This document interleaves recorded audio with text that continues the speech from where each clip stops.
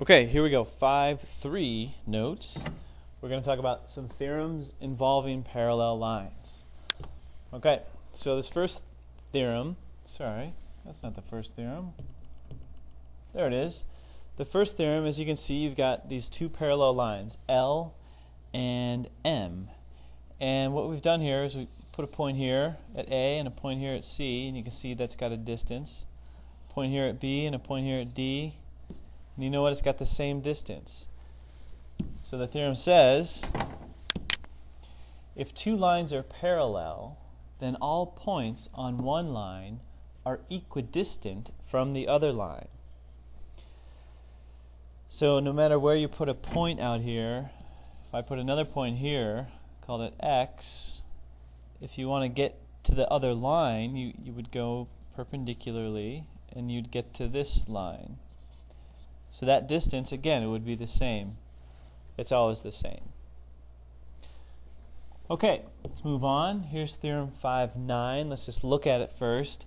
I've got three parallel lines, and it looks like I've got a couple transversals going through these parallel lines. And it looks like in this first transversal, it looks like these are congruent segments.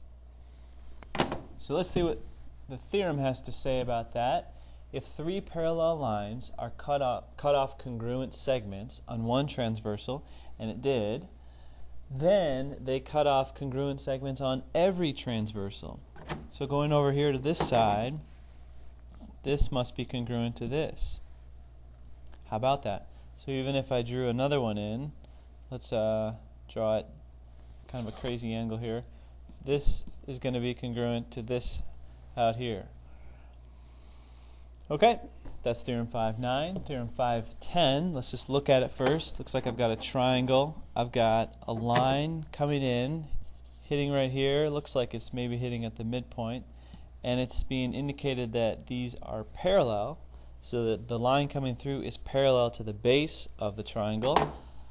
Let's see what the theorem says. A line that contains the midpoint of one side of a triangle, and this does, and is parallel to another side, and it passes through the midpoint of the third side. So that must mean that M is also a midpoint out here. Okay, that was theorem 5.10. Now let's look at theorem 5.11. Looking at the diagram here first, it looks like again we've got a triangle, and it looks like I've got a line going through this triangle, and according to this diagram, it's at the midpoint. Let's see what this says. The segment that joins the midpoint of two sides of a triangle, okay, that's our segment, that's segment MN. There's two things about this. First thing is it's parallel to the third side.